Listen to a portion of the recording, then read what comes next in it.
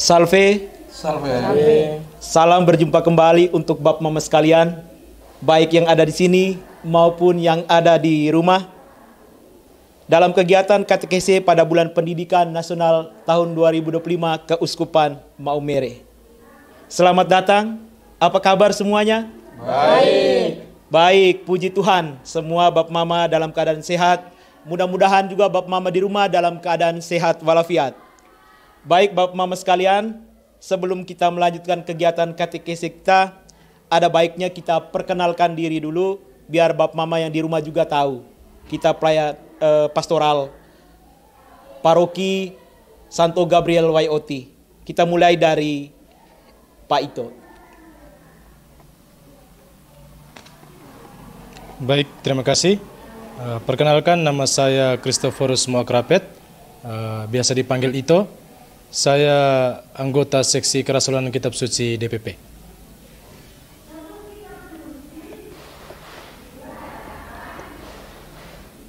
Terima kasih. Perkenalkan, saya nama Maria Fatima Tukan, dipanggil Fatima Tukan dalam DPP sebagai Ketua Seksi Kerasulan Kitab Suci. Terima kasih. Baik, terima kasih. Saya perkenalkan, nama saya Maria Nonatince, biasa dipanggil Ani. Saya anggota DPP Seksi Katek-Ketik. Baik, terima kasih. Perkenalkan, nama saya Petrus Senodius, biasa disapa Seno. Dalam DPP, saya sebagai anggota Seksi Kerasulan Kitab Suci. Terima kasih. Baik, terima kasih atas kesempatan yang diberikan. Nama saya Mayelius Tolo, biasa dipanggil Mayelius. Di DPP, saya duduk di seksi katek-ketik dan status sebagai ketua seksi katek-ketik. Terima kasih. Selamat sore untuk kita semua. Perkenalkan, nama saya Bartolomeus, Ketua Lingkungan Santo Bartolomeus, Stasi Santo Stefanus Martir. Baik, saya sendiri, nama lengkap Adrianus Baling, Bapak Mama biasa sapa Andi. Saya sebagai anggota seksi katek-ketik Paroki Santo Gabriel YOT. Bapak Mama, saudara sekalian, inilah wajah-wajah pelayan pastoral Paroki Santo Gabriel YOT. Bapak Mama bisa lihat sendiri bahwa pelayan pastoral kita ini wajahnya sangat cerah.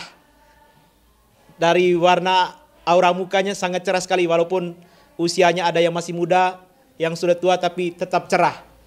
Puji Tuhan kita masih sehat. Bapak Mama, umat Allah yang terkasih, dalam pertemuan katekese kali ini kita akan mendalami tema besar, tema umum, yaitu menjadikan keluarga Katolik sebagai komunitas pembelajar, yang terdiri dari dua subtema.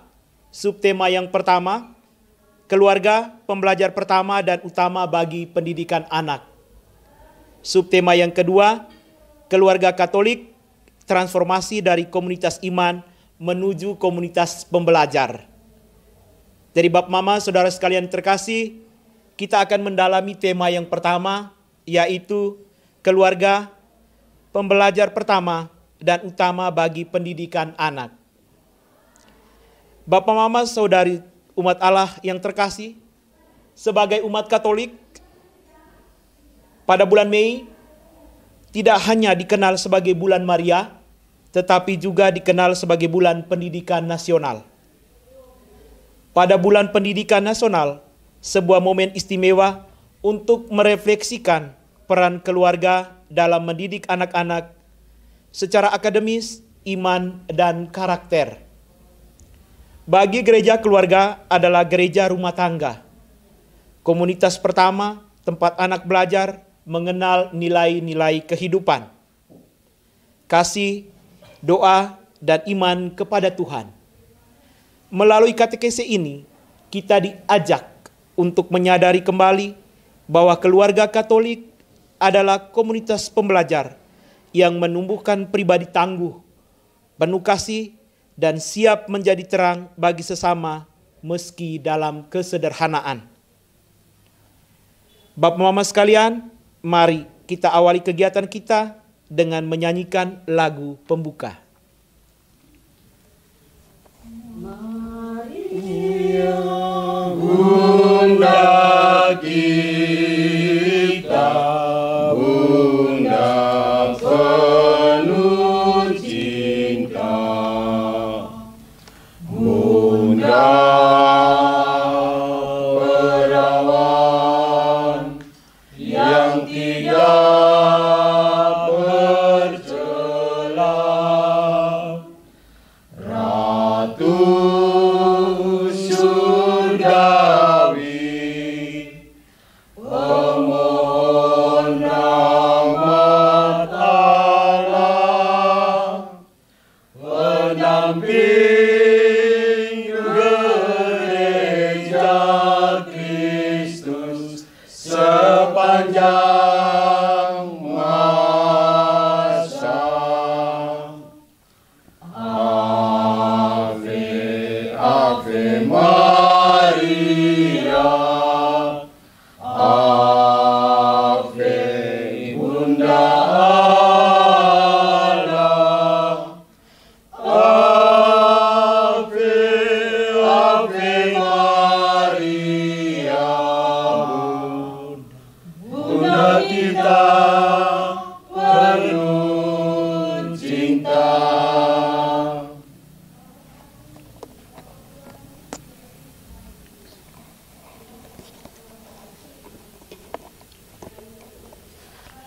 Marilah kita siapkan hati kita untuk berdoa. Dalam nama Bapa dan Putra dan Roh Kudus. Amin. Allah Bapa yang Maha Kasih, kami bersyukur atas anugerah kehidupan dan keluarga yang Kau berikan kepada kami. Engkau telah menanamkan dalam hati kami kasih yang membimbing, menuntun, dan membesarkan anak-anak yang Kau percayakan. Pada kesempatan katekese ini, kami ingin kembali merenungkan peran keluarga sebagai tempat pertama dan utama di mana anak-anak belajar mencintai, mengenal Engkau, dan menjadi pribadi yang utuh. Bukalah hati dan budi kami ya Tuhan, agar kami semakin mampu menjadi teladan iman, harapan, dan kasih di tengah keluarga kami. Tuntunlah kami agar semakin setia mendampingi pertumbuhan anak-anak dalam terang sabda-Mu dan menjadikan rumah kami sebagai sekolah pertama kasih dan kebajikan. Utuslah Roh Kudus-Mu agar setiap sharing, refleksi, dan pembelajaran hari ini sungguh membuahkan sukacita dan pembaruan bagi setiap keluarga yang hadir. Kami mohon semua ini dengan pengantaran Kristus Tuhan dan Penyelamat kami. Amin. Baik, terima kasih kepada Bapak Mayelus yang sudah mengantar kita dalam doa pembuka. Kita lanjut ke sesi yang berikut, yaitu melihat dan mendalami situasi hidup melalui kisah inspiratif. Saya berikan kesempatan pada Mama Ani untuk membacakan cerita inspiratif. Baik Bapak Mama sekalian, selamat siang untuk kita semua. Selamat siang. Saya akan membacakan cerita singkat kisah inspiratif dengan judul Cahaya Kecil di Rumah Kami. Di sebuah desa kecil nan damai, hiduplah sebuah keluarga yang sederhana. Pak Anton seorang tukang kayu yang tekun dan Ibu Sari seorang ibu rumah tangga sekaligus guru kecil di rumah itu. Mereka dikaruniai oleh 3 orang anak, yaitu Lita, Dani, dan Rian. Meskipun hidup dalam keterbatasan, namun mereka memiliki harta yang sangat luar biasa, yaitu semangat belajar, kekuatan iman, kasih yang mendalam dalam diri mereka. Setiap pagi sebelum berangkat bekerja dan anak-anak menuju ke sekolah, keluarga kecil ini selalu memulai kegiatan mereka dengan doa bersama. Ilmu tanpa kebijakan adalah sia-sia, ungkap Pak Anton sambil memegang erat tangan anak-anak mereka.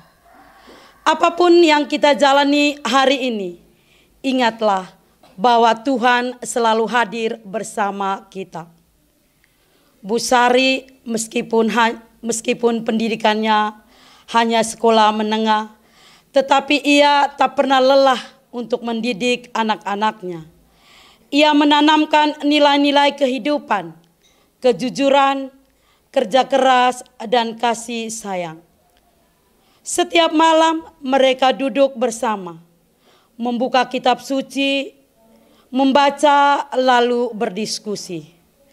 Rumah mereka tampak sederhana, namun mereka yakin dan percaya bahwa mereka selalu disinari dengan cinta dan kasih yang selalu hadir dalam diri mereka.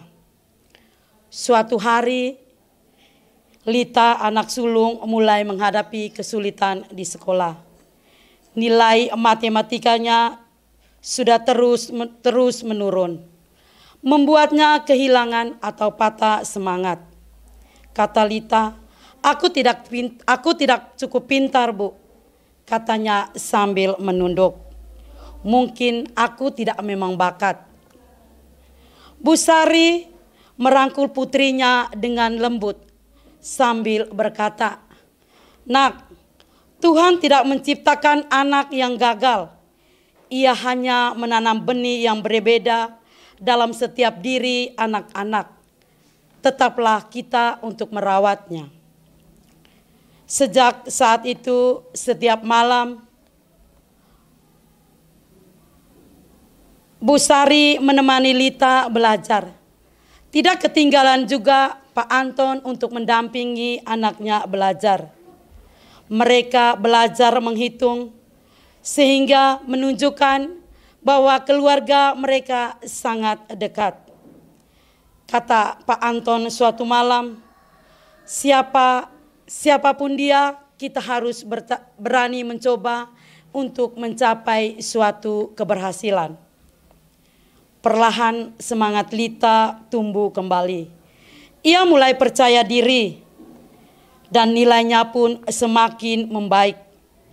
Ia tetap semangat belajar, semangat mencintai orang-orang, dan ia bahkan tekun.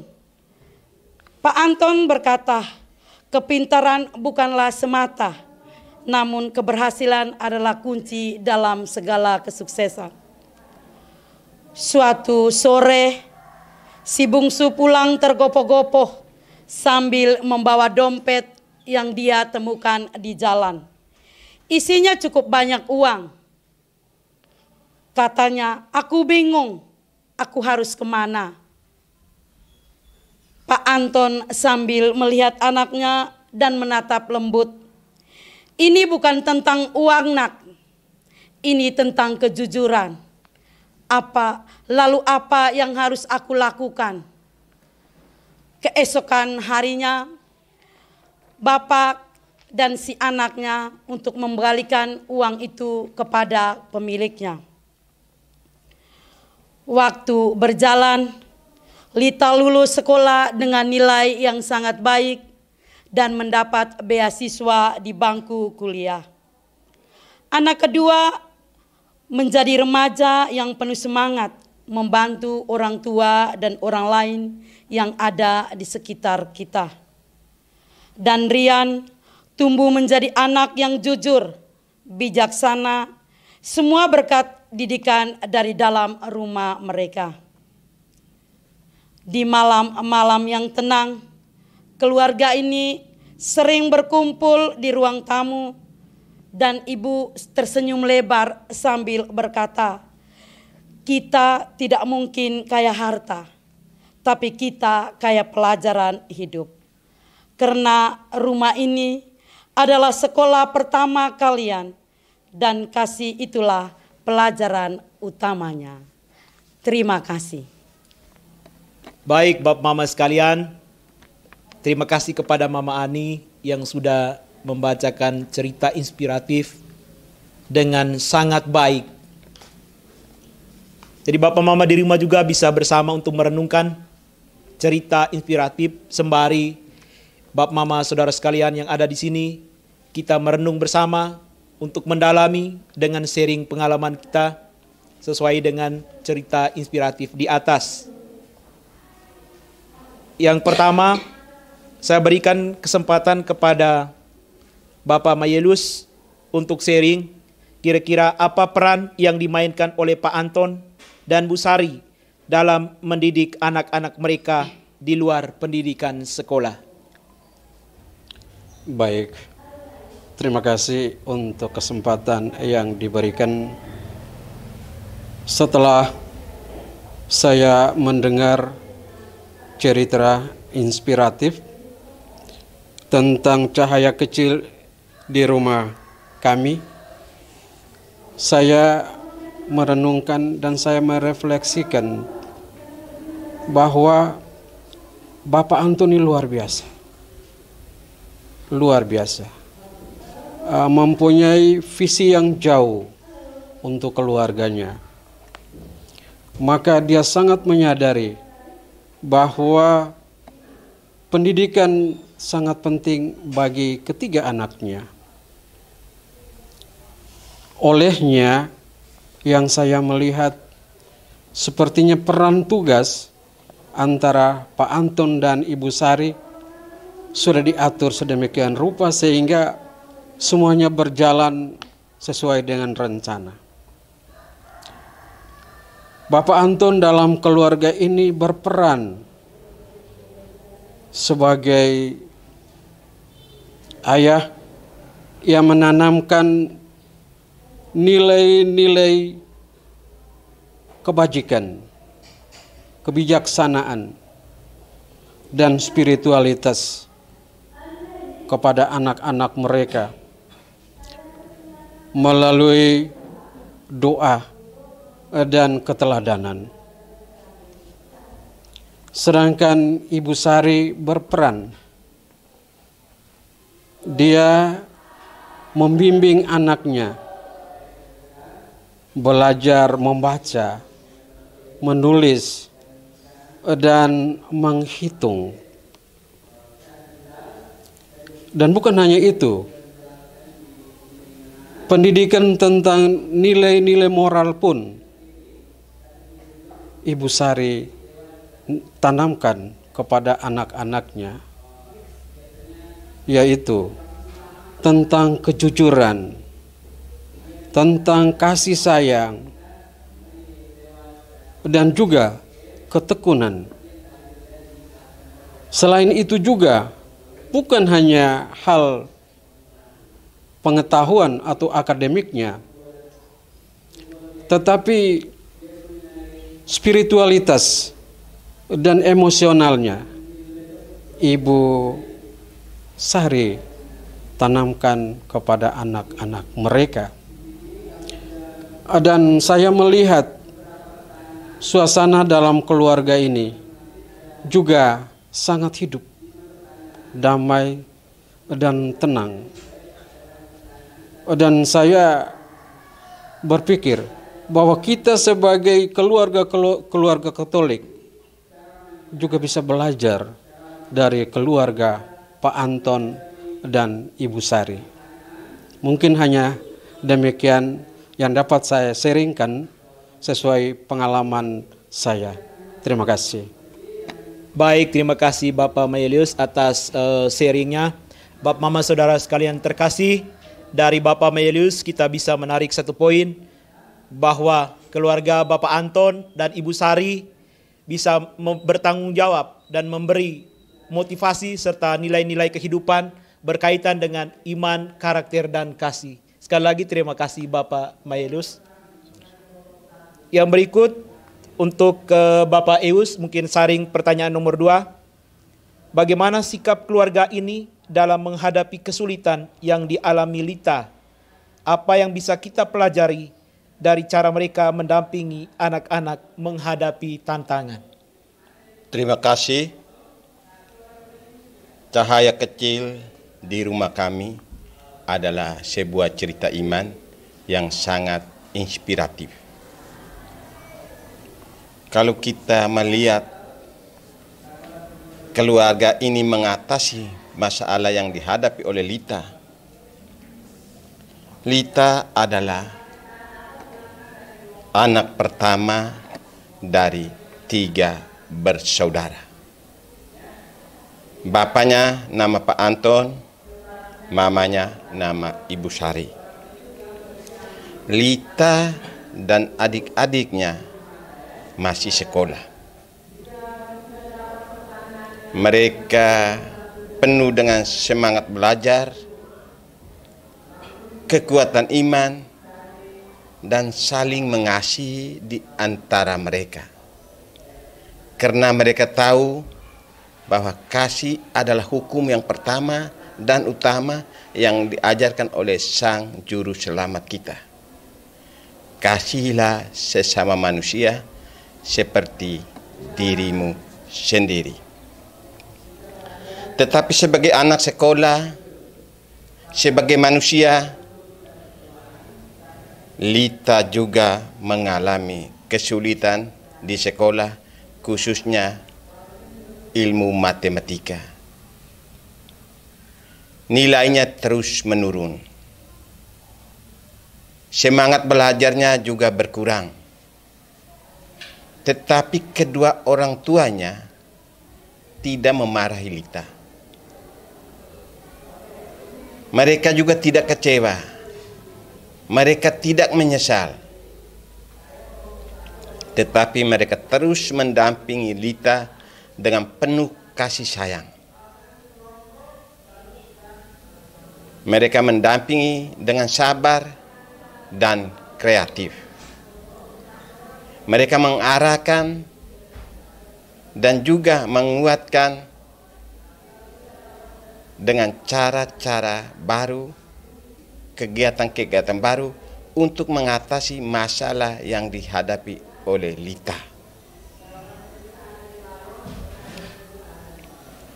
Ibu Sari dan Pak Anton, ayahnya, mereka memberikan kekuatan kepada Lita, baik secara spiritual maupun secara emosional.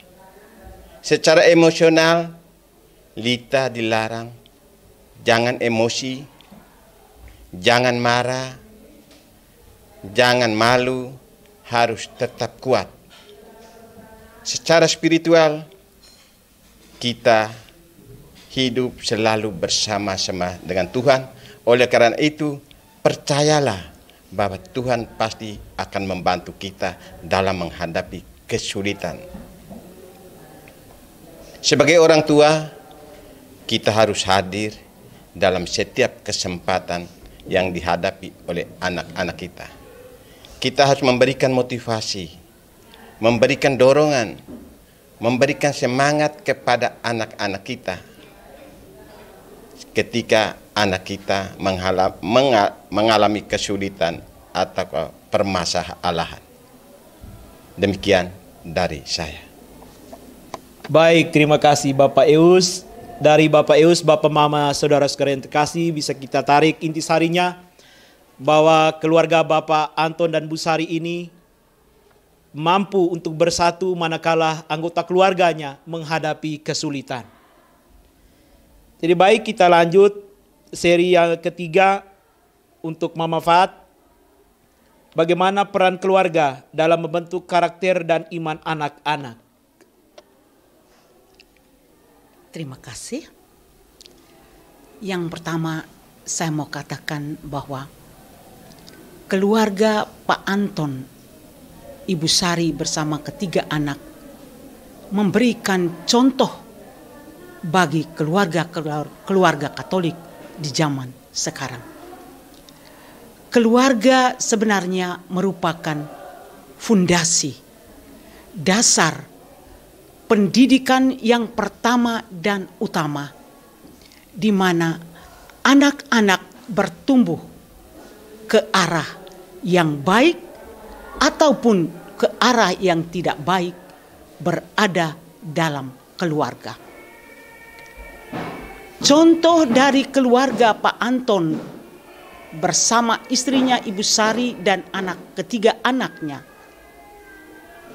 memberikan peranan besar, memberikan contoh teladan yang baik bagi keluarga-keluarga di zaman sekarang ini.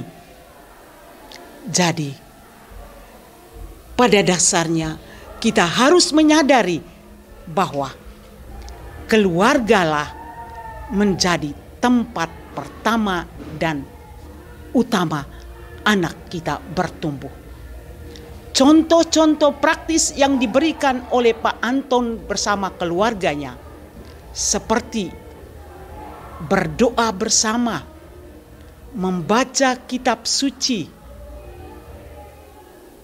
selalu berelasi, membina hubungan yang baik antara satu dengan yang lain dalam situasi apapun, baik dalam situasi yang sulit maupun dalam situasi yang menghidupkan.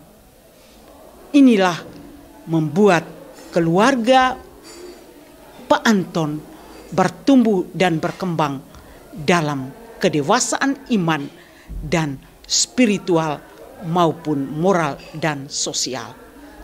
Jadi saya mau menyampaikan bahwa keluarga Pak Anton inilah juga hendaknya menjadi contoh bagi keluarga Katolik di zaman sekarang. Ini sharing dari saya. Terima kasih. Baik, terima kasih Mama Fat. Jawabannya cukup lugas.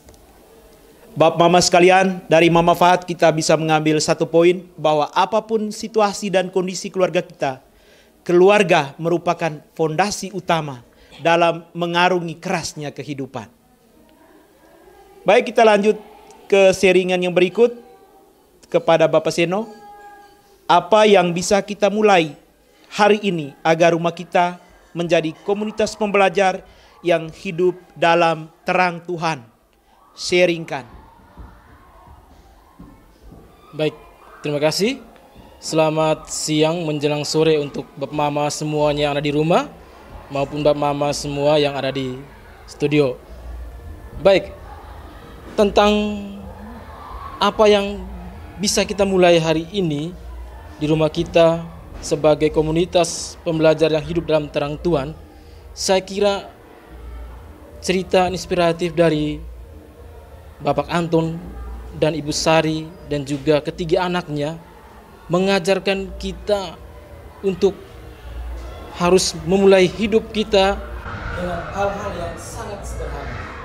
Kita lihat dalam kisah inspiratif tadi, Bapak Anton dan Ibu Sari mengajarkan anak-anaknya bahwa dalam setiap aktivitas yang akan dimulai selalu diawali dengan doa. Kemudian menciptakan semacam doa kecil dalam meja makan, yaitu dengan saling sharing pengalaman tentang kitab suci. Saya kira inilah hal-hal yang sederhana yang dapat kita teladani buat Bapak Mama yang ada di rumah dan yang ada di sini. Kita mulai mengajak keluarga kita dengan hal-hal yang sederhana seperti itu. Saya juga mungkin sedikit men-sharingkan pengalaman saya ketika masih kecil juga. kedua orang tua saya selalu mengajarkan hal-hal yang sederhana, yang dimana pagi-pagi setiap hari Minggu harus bangun supaya kita ke gereja untuk mengikuti perayaan Ekaristi. Kemudian setiap malam wajib, malam doa KBG, doa Raserio juga selalu diajar. Saya kira itu hal-hal yang sederhana yang diajarkan oleh kedua orang tua kita. Jadi saya pikir untuk menciptakan komunitas pembelajar yang hidup dalam terang Tuhan, marilah kita mulai dengan hal-hal yang sederhana yang sudah ditunjukkan oleh keluarga Bapak Anton dan juga Ibu Sari terhadap ketiga anak-anaknya. Saya kira hanya saja sharing dari saya. Terima kasih. Baik, terima kasih kepada Bapak Seno yang sudah memberikan sharingnya serta pengalaman pribadi waktu masih kecil, bagaimana membangun keluarga dari meja makan dengan aktivitas doa bersama, pergi ke gereja hari Minggu, baca kitab suci dan lain sebagainya. Mudah-mudahan menjadi keluarga Pak Anton dan Bu Sari serta keluarga Bapak Seno menjadi contoh untuk keluarga kita. Yang berikut dari pertanyaan yang sama juga, sharing yang sama untuk ke Bapak Ito. Pada Bapak persilakan. Baik, terima kasih. Kalau dari saya, ada dua hal yang bisa kita mulai agar rumah kita menjadi komunitas pembelajar yang hidup dalam terang Tuhan. Yang pertama itu, setiap rumah, dalam artian setiap keluarga, harus memiliki sikap terbuka untuk terus belajar. Membuka diri untuk terus belajar ini bukan hanya dalam arti akademis atau formal, tetapi juga belajar untuk saling memahami satu sama lain, antara orang tua dan juga anak-anak. Belajar saling mengasihi dan belajar untuk memaknai setiap pengalaman hidup dalam terang iman. Itu yang pertama. Dan yang kedua, tentang doa. Doa itu sendiri adalah sumber kekuatan. Maka setiap keluarga hendaknya menumbuhkan kebiasaan doa bersama dalam rumah dan juga kebiasaan doa kepada anak-anak. Karena dengan doa, upaya untuk mencapai sebuah keluarga pembelajar sebagai komunitas pembelajar bisa terwujud. Itu saja dari saya. Baik, terima kasih Bapak Ito atas sharing pengalamannya.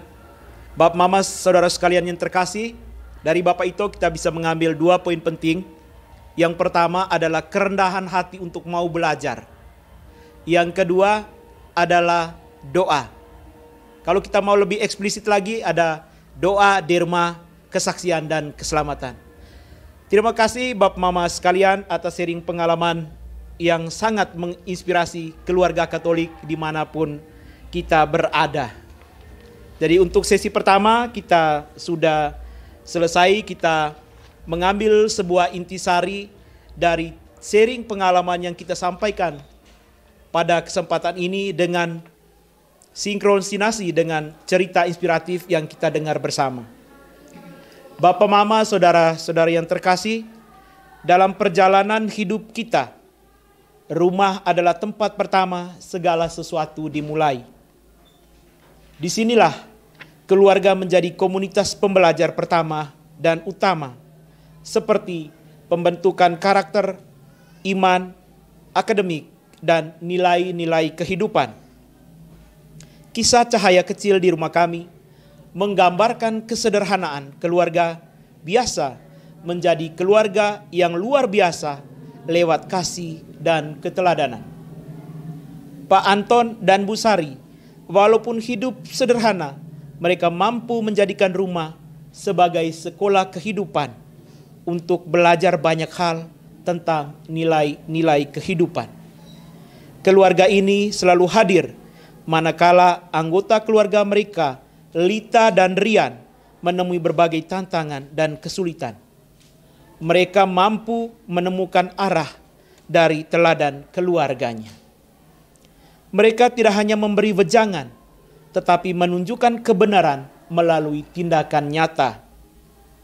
Keluarga semacam ini mau mengingatkan kita bahwa iman yang hidup mulai dari rumah. Doa menjadi rutinitas harian, kitab suci menjadi percakapan sehari-hari, dan kasih menjadi nafas yang mengalir dalam relasi keluarga. pertanyaan reflektif untuk kita renungkan bersama. Apakah rumah kita sudah menjadi tempat anak-anak belajar dengan pikiran, hati, dan iman? Apakah anak-anak melihat kasih Tuhan melalui cara kita memperlakukan mereka? Apakah kita sudah cukup memberi waktu untuk berjalan bersama mereka dalam terang firman Tuhan? Maka kita diajak untuk menjadi keluarga yang mau belajar dan tumbuh bersama dalam ruang kasih, pengampunan, dan pembelajaran di rumah. Baik Bapak Mama Saudara sekalian yang terkasih, sesi pertama kita sudah selesai. Kita masuk pada sesi yang kedua, yaitu melihat dan mendalami situasi hidup melalui terang sabda Tuhan. Sesi ini akan dibawa oleh Pak Ito. Kepada Pak Ito saya persilakan. Baik, terima kasih Bapak Andi yang sudah memberikan kesempatan kepada saya. Jadi sebelum kita mulai sesi kedua ini, saya ingin menyapa dulu Bapak Mama yang ada di sini dan juga Bapak Mama yang ada di rumah. Selamat siang menjelang sore untuk kita semua. Selamat siang. Masih semangat? Semangat. Oke, sudah pasti harus semangat ya. Oke. Jadi sebelum kita melihat dan mendalami situasi hidup melalui terang sabda Tuhan, ada baiknya di awal ini kita mendengarkan sabda Tuhan dari perikop Lukas 2 ayat 41 sampai 52 yang dibacakan oleh Ibu Ani. Waktu dan kesempatan saya berikan. Bacaan diambil dari Injil Lukas. Yesus pada umur 12 tahun dalam bait Allah. Tiap-tiap tahun orang tua Yesus pergi ke Yerusalem pada hari raya Paskah. Ketika Yesus telah berumur 12 tahun, pergilah mereka ke Yerusalem seperti yang lazim pada hari raya itu. Sehabis hari-hari raya perayaan itu, ketika mereka berjalan pulang, tinggallah Yesus di Yerusalem tanpa diketahui orang tuanya. Karena mereka menyangka bahwa ia ada di antara orang-orang seperjalanan mereka.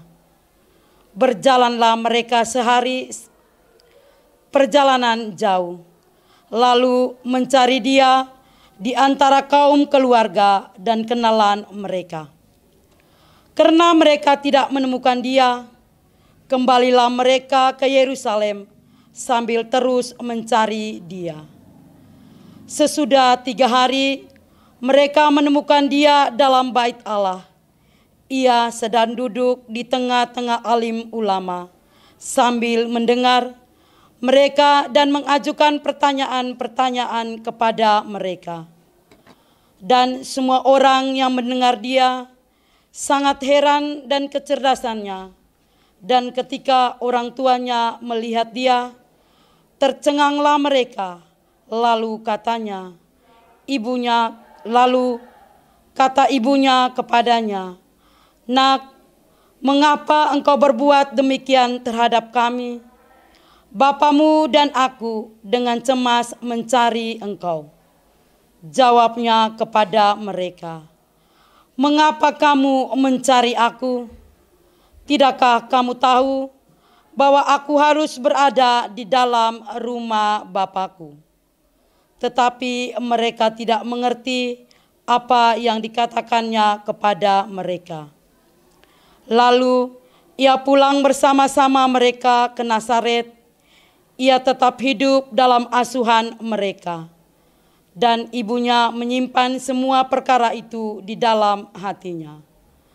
Dan Yesus makin bertambah besar dan bertambah hikmatnya, dan besarnya akan makin dikasihi oleh Allah dan manusia. Demikianlah sabda Tuhan. Terpujilah Kristus. Baik, terima kasih kepada Ibu Ani yang sudah membacakan sabda Tuhan. Kita lanjut ke bagian berikut, yaitu mendalami sabda Tuhan yang sudah kita dengar barusan. Jadi pada kesempatan pertama, Itu saya beri kesempatan kepada Bapak Andi. Jadi bagaimana menurut Bapak Andi, bagaimana Lukas 2:41-42 ini menunjukkan bahwa keluarga adalah tempat anak belajar iman sejak dini? Baik, terima kasih Bapak Mama, saudara-saudara yang terkasih. Dari Injil Lukas kita bisa mengambil satu pelajaran penting. Keluarga kudus Nazaret, terutama Santo Yosef dan Bunda Maria, memberikan teladan dan contoh yang baik, walaupun mereka tahu bahwa Yesus itu adalah anak Allah. Tetapi mereka mencoba untuk memberikan contoh, untuk menjalankan ritual-ritual iman, keagamaan dari usia dini. Dalam keterbatasan mereka sebagai orang tua, mungkin dalam pandangan kita sebagai orang awam, bahwa mereka itu punya karunia khusus karena diberi hak khusus pada Bunda Maria untuk melahirkan putra Allah. Tetapi dalam kemanusiaan mereka memberikan bukan hanya dengan kata-kata, tetapi dengan teladan real dari Santo Yosef dan Bunda Maria. Mudah-mudahan teladan Santo Yosef dan Bunda Maria bisa menjadi contoh untuk keluarga kita pada zaman yang penuh dengan tantangan kita pada saat ini. Banyak sekali persoalan-persoalan yang kita hadapi. Manakala dengan kemajuan teknologi, kita kadangkala lupa untuk menerapkan nilai-nilai iman, karakter, dan pendidikan nilai kehidupan lainnya kepada anak-anak kita. Mudah-mudahan keluarga kudus Nazaret, Yesus, Maria, dan Yosef memberi teladan untuk keluarga-keluarga kita saat ini. Dalam keterbatasan itu, Bunda Maria mengatakan bahwa segala perkara dia akan simpan di dalam hatinya. Karena Bunda Maria tahu bahwa Yesus itu adalah Allah. Semoga keluarga kudus Nazaret menjadi teladan untuk keluarga kita pada zaman ini. Terima kasih. Terima kasih untuk Bapak Andi yang sudah menyaringkan 1-2 pengalamannya. Kita lanjut kepada Bapak Eus. Apa yang dilakukan Yesus saat di Bait Allah dan bagaimana ini memberi inspirasi bagi keluarga sebagai tempat bertumbuhnya rasa ingin tahu rohani anak? Ia duduk di tengah-tengah alim ulama sambil mendengarkan mereka dan mengajukan pertanyaan-pertanyaan kepada mereka. Ada 2 hal, mendengarkan dan mengajukan pertanyaan. Kita mendengarkan berarti kita mau mendengar nasihat-nasihat dari orang lain. Karena kita adalah manusia, pasti punya kekurangan dan kelemahan. Dan kita butuh nasihat-nasihat dari orang lain untuk memperbaiki kesalahan kita sebagai orang tua maupun kesalahan-kesalahan anak-anak kita untuk di hari-hari yang akan datang. Mereka juga bertanya, ada pertanyaan. Kita bertanya artinya kita mau mendengar satu jawaban yang pasti dari orang lain. Mungkin dengan jawaban itu kita bisa memperbaiki segala kesalahan atau kekurangan kita yang kita sudah lakukan di masa-masa yang lalu dan kita perbaiki di masa-masa yang akan datang. Dalam konteks sharing ini, kita harus mengajarkan kepada anak-anak kita dan diri kita bahwa mendengarkan itu, mari kita membaca kitab suci setiap hari. Karena kita mendengarkan firman Tuhan. Firman Tuhan itu ada di dalam Alkitab. Dan kita juga perlu bertanya kepada orang lain melalui sharing kitab suci, diskusi-diskusi di tingkat masyarakat maupun di tingkat KBG, lingkungan, stasi, dan gereja. Dengan bertanya kepada orang lain, sesuatu yang kita tidak tahu, bisa kita tahu. Dengan berdiskusi, kita bisa menyelesaikan segala sesuatu yang kita hadapi. Dan kita bisa memperbaiki segala sesuatu atau kesulitan-kesulitan kita untuk di hari-hari yang akan datang. Jadi bertanya dan mendengarkan orang lain itu sangat penting, penting untuk kita dan penting untuk anak-anak kita. Sekian. Oke, baik, terima kasih kepada Bapak Eus yang menekankan 2 poin, yaitu tentang mendengar dan juga tentang bertanya ya. Salah satu bentuk dari proses belajar. Oke. Yang berikut kepada Bapak Mayelius, apa yang dirasakan Maria dan Yusuf ketika Yesus tertinggal, dan bagaimana hal itu menggambarkan peran orang tua dalam mendampingi proses tumbuh kembang anak? Baik, terima kasih untuk kesempatan yang diberikan kepada saya.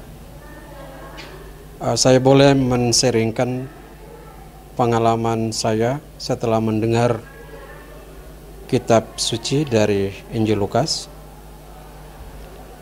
Dari peristiwa ini saya bisa men-sharingkan ada 2 hal yang saya bisa sampaikan kepada kita semua yang hadir di sini maupun yang ada di rumah.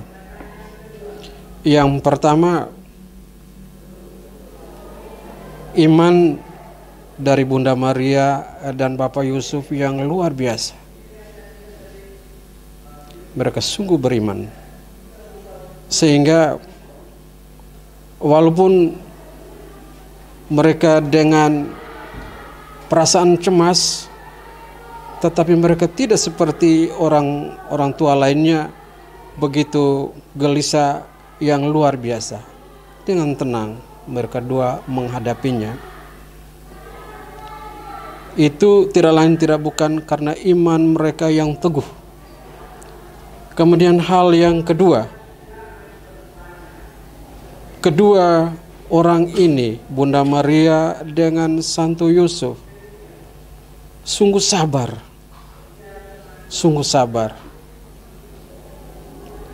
Mereka setelah mengetahui bahwa Yesus belum berada di rumah bersama mereka, lalu mereka juga mencari dengan sabar dari keluarga, dari teman, kenalan mereka, dari sesama mereka yang bersama-sama ke Yerusalem, yang mengikuti perayaan Paskah bersama di sana.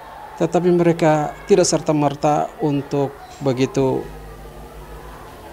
rasa kecewa dan lain sebagainya, tapi tetap sabar.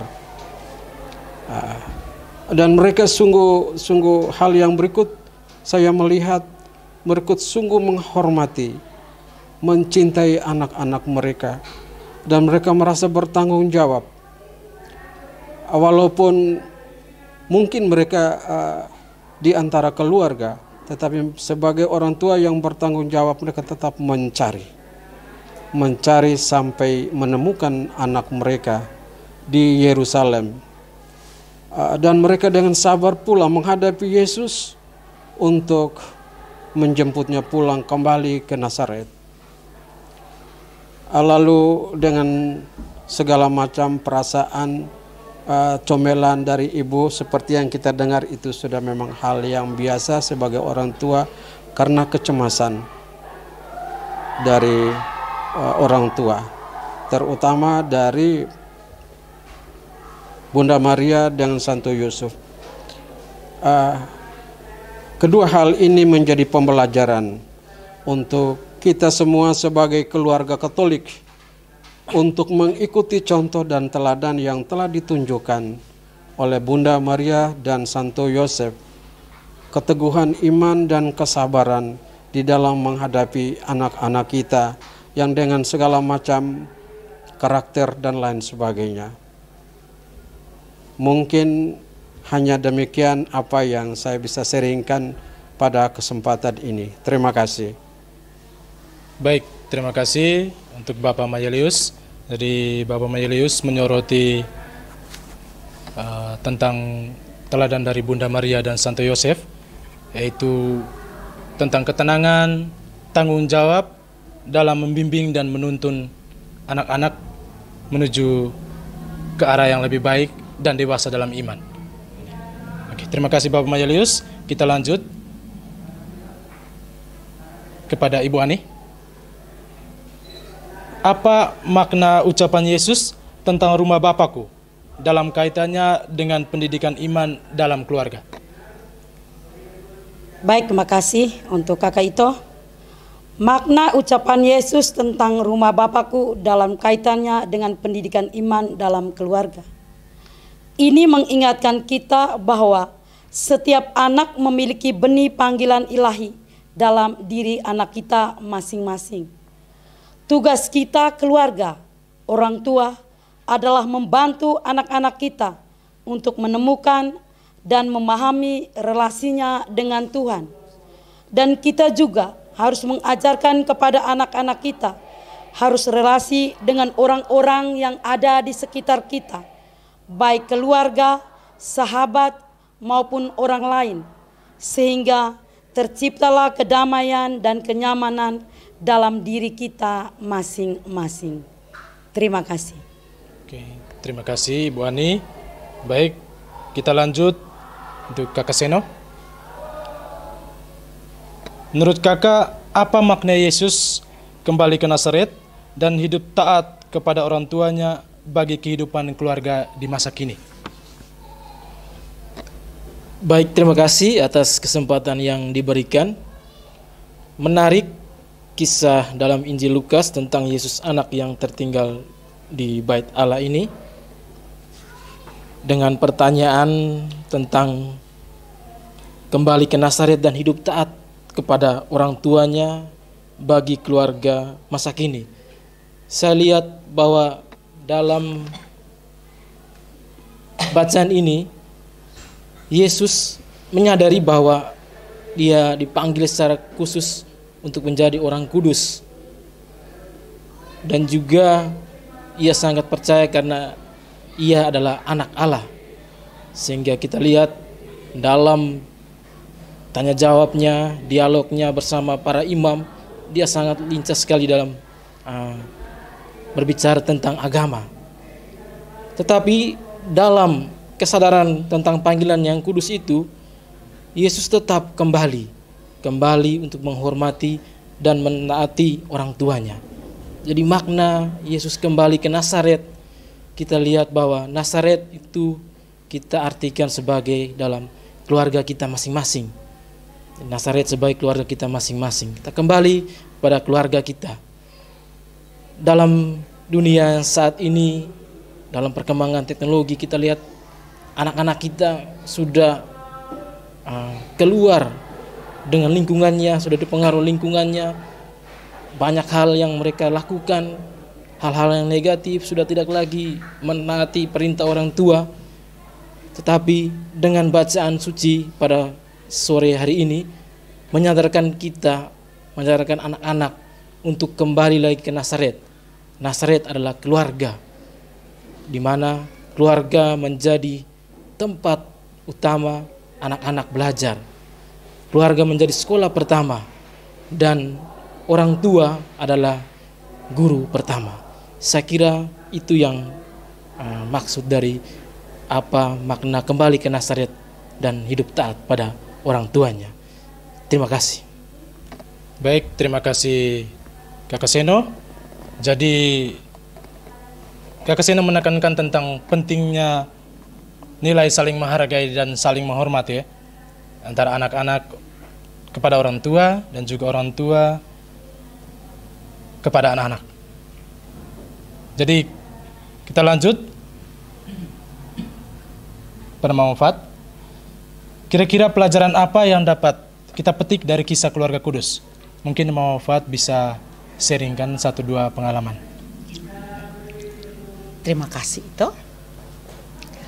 Sebelum saya men-sharingkan pengalaman keluarga kami menurut teks kitab suci, saya mau katakan bahwa teks kitab suci yang barusan kita dengar sangat menggugah dan meneguhkan keluarga kami secara pribadi.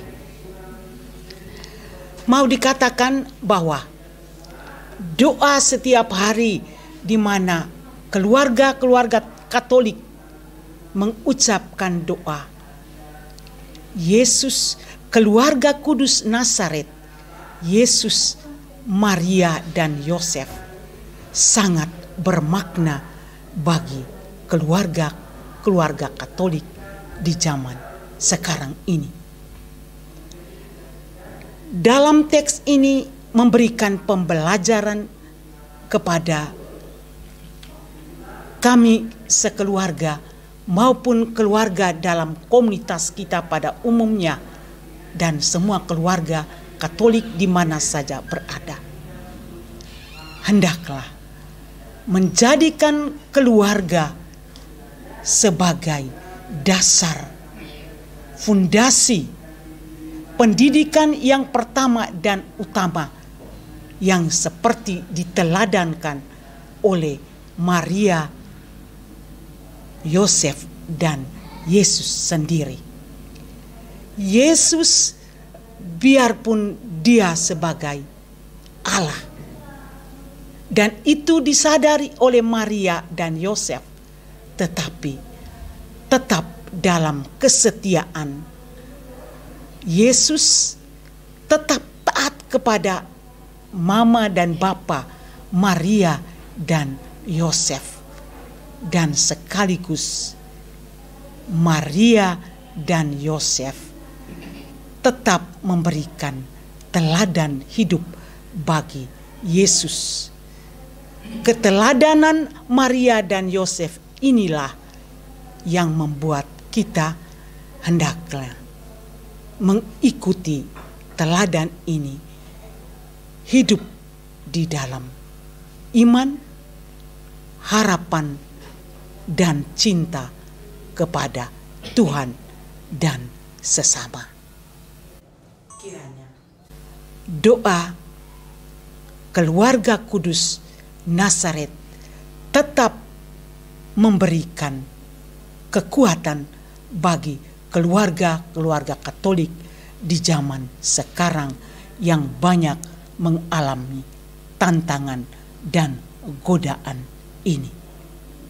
Terima kasih untuk ini.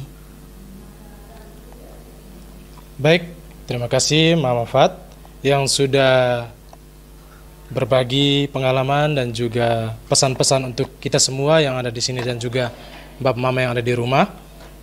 Jadi kita lanjut ke bagian berikut, yaitu mengambil sebuah intisari dari permenungan kita akan sabda Tuhan tadi. Bapak, Ibu, saudara-saudari sekalian yang hadir di sini maupun yang di rumah.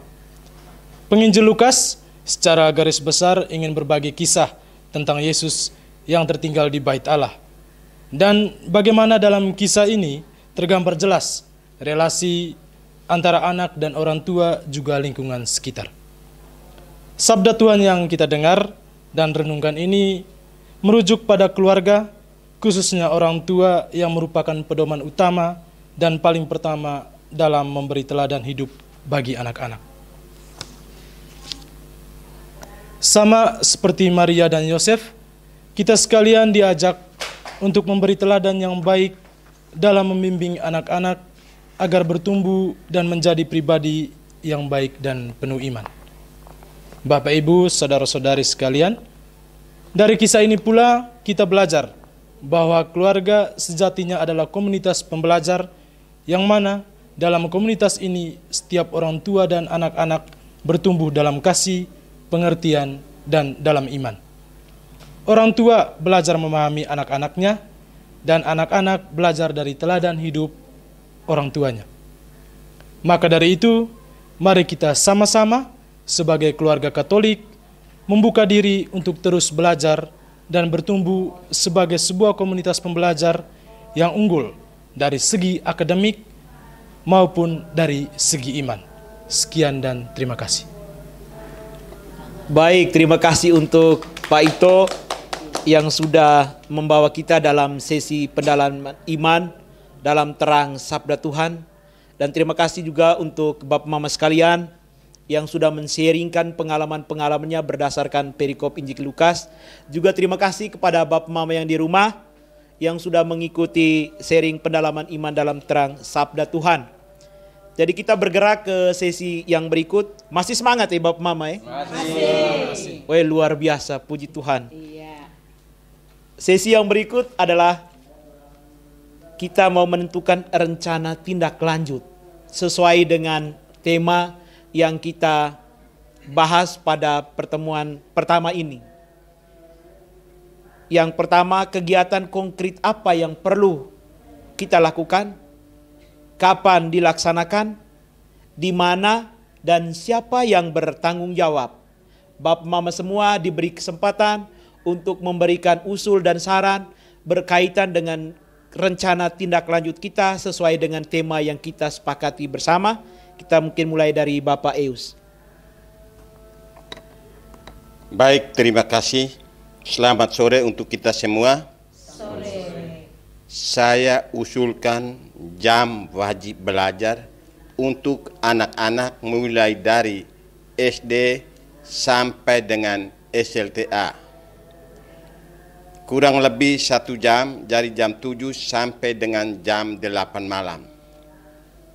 Pada saat jam belajar ini, kita usahakan HP dimatikan, TV tidak boleh dihidupkan, dan aktivitas-aktivitas lain diberhentikan.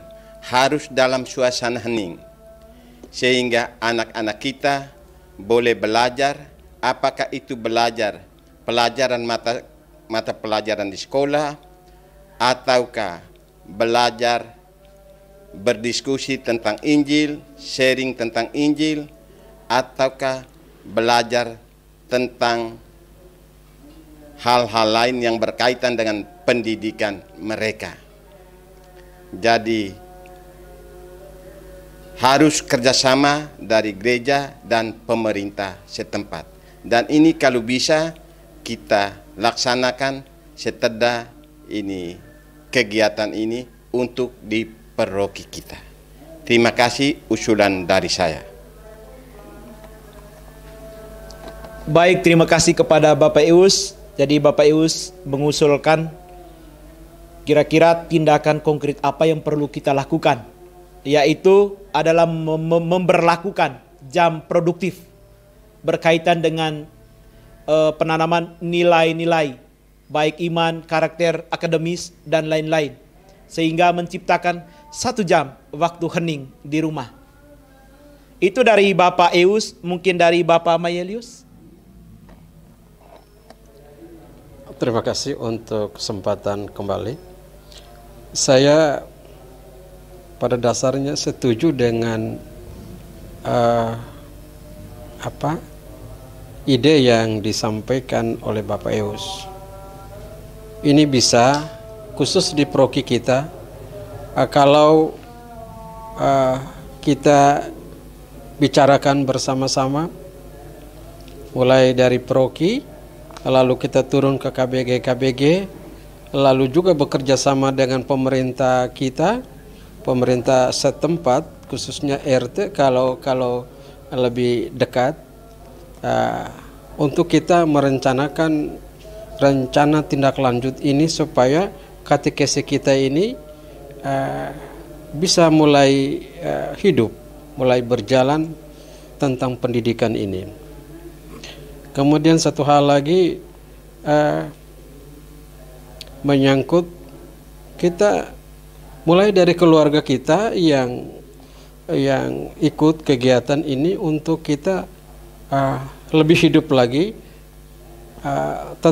untuk kegiatan-kegiatan doa, baca kitab suci di rumah kita, di keluarga kita, sambil kita wartakan, sampaikan kepada saudara-saudari kita, sesama kita di KBG kita. Itu karena hal ini tergantung dari irama hidup di setiap keluarga. Jadi selain kita bicarakan atau sepakati dalam pertemuan ini, kita turun ke KBG kita sampaikan ke pengurus KBG kita, lalu kita hidupkan di sana.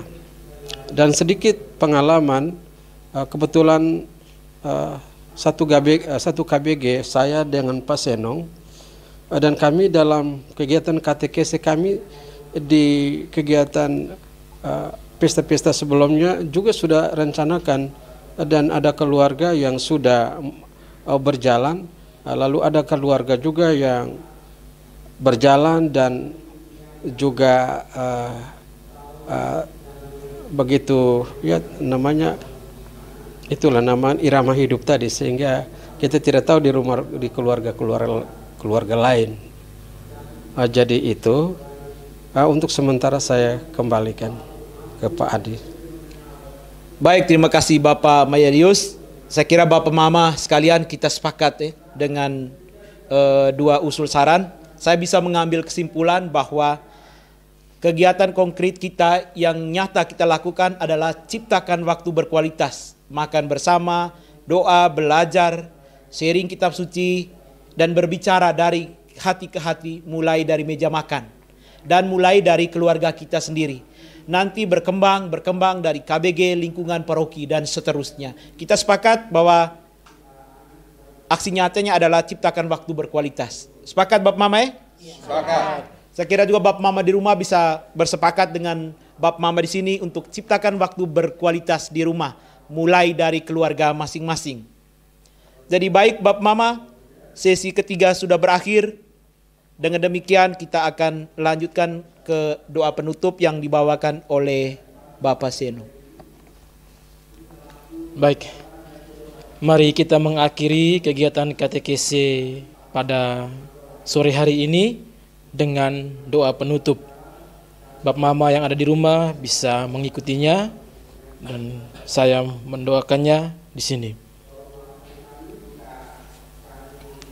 Bapa yang Maha Pengasih, kami bersyukur atas rahmat dan hikmat yang Engkau limpahkan kepada kami hari ini. Melalui katekese ini, kami belajar bahwa keluarga adalah sekolah iman pertama, tempat kami bertumbuh dalam kasih dan kebajikan. Tuhan Yesus, sertailah keluarga kami agar tetap setia dalam iman, mengandalkan Engkau dalam setiap langkah hidup kami, dan selalu haus akan kebenaran firman-Mu. Jadikanlah keluarga kami sebagai komunitas pembelajar yang setia, yang tidak hanya mendengar firman-Mu, tetapi juga melaksanakannya dalam kehidupan sehari-hari. Roh Kudus, dampingilah kami dalam setiap tantangan hidup, agar kami selalu menjadi saksi kasih-Mu di dunia ini. Berkatilah setiap keluarga yang hadir di sini. Jadikanlah kami sumber terang dan sukacita bagi sesama. Kami serahkan seluruh keluarga kami ke dalam tangan-Mu dengan perantaraan Bunda Maria. Kami mohon berkat dan perlindungan-Mu. Salam Maria, penuh rahmat, Tuhan serta-Mu. Terpujilah Engkau di antara wanita, dan terpujilah buah tubuh-Mu Yesus. Santa Maria, Bunda Allah, doakanlah kami yang berdosa ini, sekarang dan waktu kami mati. Amin. Santo Yosef yang menjaga keluarga Nazaret, Kau piara Bunda Allah, serta Yesus penebus. Sudilah doakan kami pada Yesus anak-Mu, dan lindungilah selalu kami sekeluarga di tengah mara bahaya. Beri kami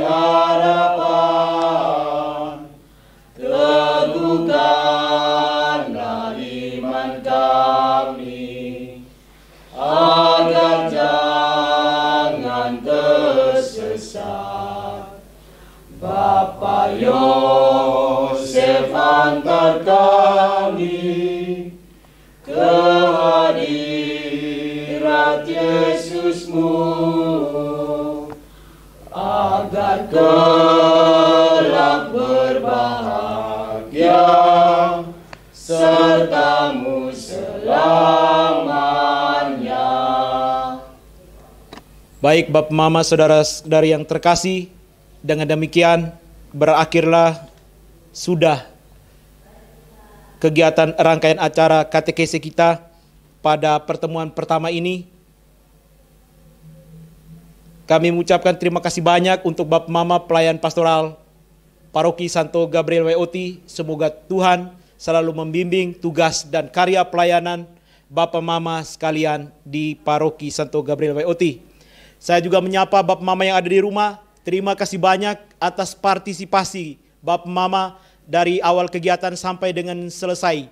Kami mengucapkan permohonan maaf apabila dalam pembahasan sharing kitab suci katekese pada pertemuan pertama ini masih banyak hal yang kurang. Tak ada gading yang tak retak. Kami segenap pelayan pastoral Paroki Santo Gabriel WOT pamit undur diri dari hadapan Bapak Mama sekalian. Selamat beraktivitas, selamat berkatekese, Tuhan memberkati. Amin.